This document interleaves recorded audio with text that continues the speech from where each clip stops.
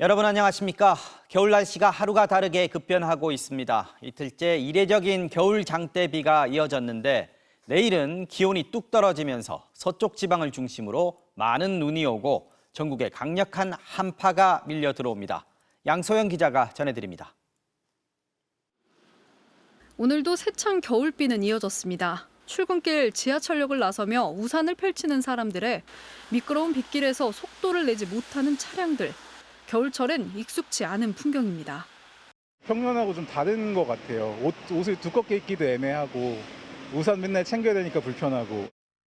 서울 광화문 광장인데요. 빗발이 거세진 않지만 바람과 함께 약한 빗줄기가 계속되고 있습니다. 비는 늦은 오후가 되면서 차차 소강 상태로 접어들었습니다. 오늘 저녁 6시 기준 경북 경주 73mm, 전북 전주 63mm 등 전국 30개 지역에서 12월로선 가장 많은 일강 수량을 기록했습니다. 주말이 시작되는 내일부턴 기온이 크게 떨어지며 전국에 초강력 한파가 찾아옵니다. 일요일인 모레는 최저 기온이 서울 영하 12도, 대전은 영하 10도까지 떨어지겠고 전국 대부분 지역이 낮에도 영하권에 머무르며 매우 춥겠습니다. 비가 그친 후 16일 낮부터 기온이 급감하며 주말 동안 전국 대부분 지역에 한파특보가 발표되겠고 다음 주까지 이번 추위는 지속될 것으로 예상됩니다. 눈 소식도 있습니다. 북쪽에서 밀려 들어온 찬 공기와 대기 중에 남아있는 수증기가 만나 내일 수도권을 포함한 서쪽 지역부터 눈이 내리기 시작해 충청, 전라, 제주도에도 많은 눈이 오겠습니다. 모레까지 수도권엔 1에서 5cm 안팎, 충청권엔 3에서 8cm 남짓, 전라권엔 최대 20cm, 그리고 제주도 산지엔 최대 30cm 넘는 눈이 예보됐습니다. 뉴스 보면 마이너스 10도라고 이렇게 예보를 많이 들었는데 롱패딩 입어도 좀 많이 손도 막 시리고 발도 시리고 할까 좀 걱정이 많이 됩니다. 기상청은 하루 사이 기온이 급강하하는 만큼 체감 추위는 더 클 수 있고 야외 시설물 동파에도 대비해야 한다고 당부했습니다. 또 빙판길과 많은 눈으로 인한 시설물 파손 위험에도 주의할 것을 덧붙였습니다. MBC 뉴스 양소연입니다. 강원도 지역 곳곳에는 여전히 대설특보가 내려져 있습니다. 오늘 하루 30cm 넘게 눈이 쌓인 곳도 있는데요. 고속도로, 국도 할 것 없이 눈길로 변하면서 곳곳에서 크고 작은 교통사고가 발생했습니다. 홍한표 기자입니다.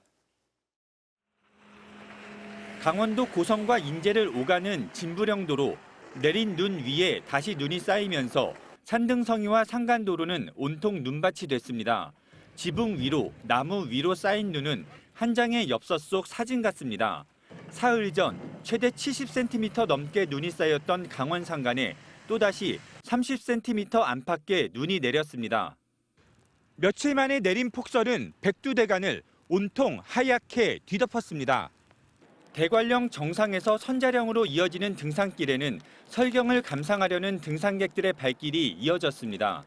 겨울산의 매력이라면 그래도 눈꽃이 피고 상고대가 피어서 너무 좋습니다. 눈과 비가 동시에 내리면서 도로는 빙판길로 변했고 크고 작은 사고가 잇따랐습니다. 오늘 오후 3시 반쯤에는 속초시 대포동 2차로를 달리던 승용차가 눈길에 미끄러지면서 전복되는 사고가 발생했습니다. 앞서 오전 10시에는 영동고속도로 강릉 방향에서 4중 추돌 사고가 발생했고 오전 8시쯤에는 서울 양양고속도로 양양 방향에서 차량 5대가 연쇄 추돌하기로 했습니다. 영동고속도로와 동해고속도로에서는 오늘 20여 건의 교통사고가 발생해 일부 구간이 통제되기도 했습니다. 또 횡성군과 평창군 경계 지점 도로에서는 나무 10여 그루가 쓰러져 도로가 마비됐습니다. 제설 차량들은 종일 산간과 도심 도로를 오가며 눈을 치워야 했습니다.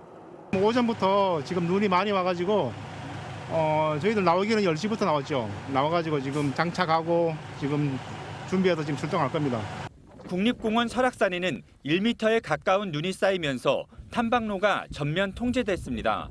MBC 뉴스 홍한표입니다.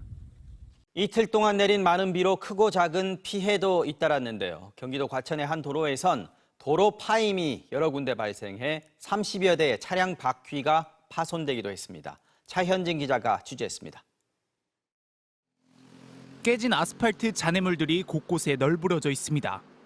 어제 오후 경기 과천시에 있는 도로에 지름 30cm, 깊이 20cm의 도로 파임, 이른바 포트홀이 이곳저곳에 생겼습니다. 보수를 다 했었는데 밤에 계속 비가 오니까 다시 또 그 자리에 또 생겨서. 이 때문에 타이어가 손상됐다는 신고가 30건 넘게 빗발쳤습니다. 경찰과 시청은 일단 해당 차선을 막은 뒤 구멍을 메우는 작업을 벌였습니다. 밤새 이어진 복구 작업에도 도로 곳곳엔 여전히 이렇게 구멍들이 나 있습니다. 도로 파임이 집중된 곳은 노란색 빗금이 쳐져 원래 차가 다니지 않는 도로지만 인근 공사로 한 차로가 막히면서 차량 통행을 위해 임시로 쓰이고 있었습니다. 시청은 포장 관리가 제대로 안 된 상황에서 많은 비가 내리자 아스팔트의 강도가 약해져 도로에 균열이 생긴 걸로 보고 있습니다. 아스팔트를 공사할 때 다짐이 하는 것들은 많이 중요한데 그 다짐이 좀 부족했을 때 그 공급에 의해서 물이 스며들어가면서 아스팔트에 치명적 영향을 미치게 되거든요. 이틀간 서울에서 도로가 파여 각 지자체가 긴급 보수에 나선 건 모두 136건에 달했습니다. 다친 사람은 없었지만 차량 파손 등 재산 피해가 잇따랐습니다. 도로 파임으로 차량이 망가진 경우 가입한 자동차 보험으로 보상을 받을 수 있고 도로관리 주체인 지자체와 도로공사 등에 배상도 청구할 수 있습니다. MBC 뉴스 차현진입니다. 삼성전자 반도체 핵심 기술을 중국 업체에 유출한 전직 부장급 직원에게 구속영장이 청구된 소식 단독으로 전해드렸는데요. 오늘도 MBC가 단독으로 취재한 내용들 추가로 전해드리겠습니다.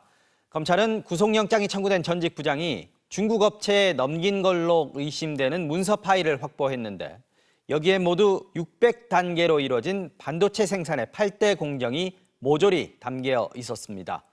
보안이 철저하기로 이름난 반도체 공장에서 어떻게 이런 기밀을 빼냈을까요? 먼저 정상빈 기자가 단독 보도합니다. 삼성전자의 16나노급 D램 공정을 중국 창신메모리에 넘긴 혐의를 받고 있는 김모 전 부장이 법원에 출석했습니다. 다른 기술 유출하신 거 있으세요? 네, 죄송합니다. 공범들 어디 있나 지금? 구속영장 심사에서 김 전 부장은 혐의를 부인했지만 검찰은 핵심 물증을 제시하며 반박한 것으로 전해졌습니다. 최근 창신메모리를 그만둔 김 전 부장은 창신 측에 장비를 납품하려고 새 회사를 세웠는데 이 업체 서버에 보관돼 있던 핵심 물증을 확보한 것으로 전해졌습니다. 물증은 반도체 핵심 8대 공정의 600스텝 각 단계를 세세하게 정리한 발표 자료, PPT 파일인 것으로 파악됐습니다.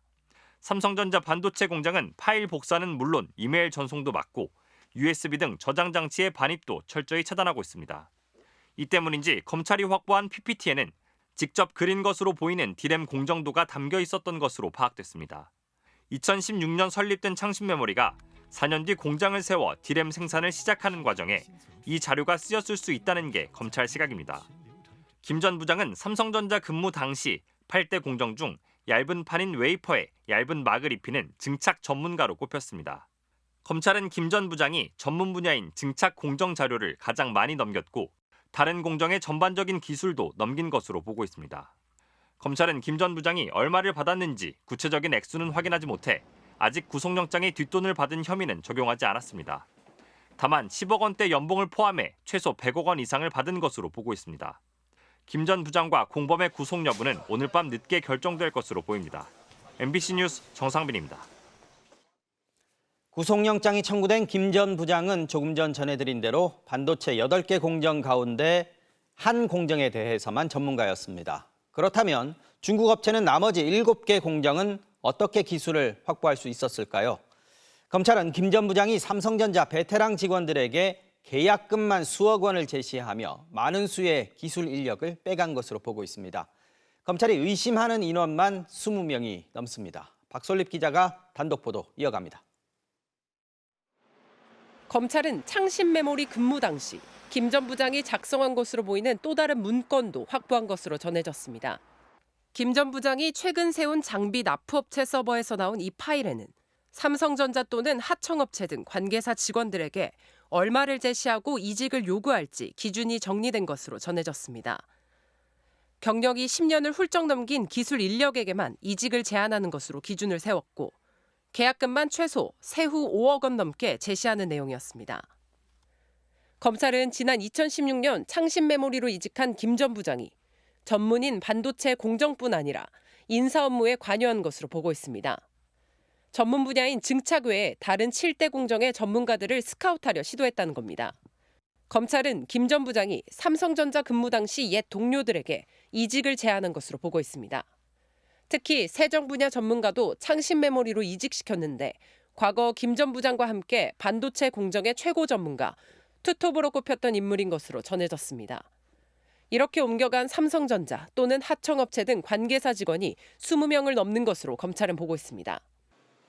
창신 메모리를 나와 장비 납품업체를 세운 김 전 부장은 장비업체 직원 박모 씨를 통해 장비업체 기술도 빼낸 혐의도 받고 있습니다.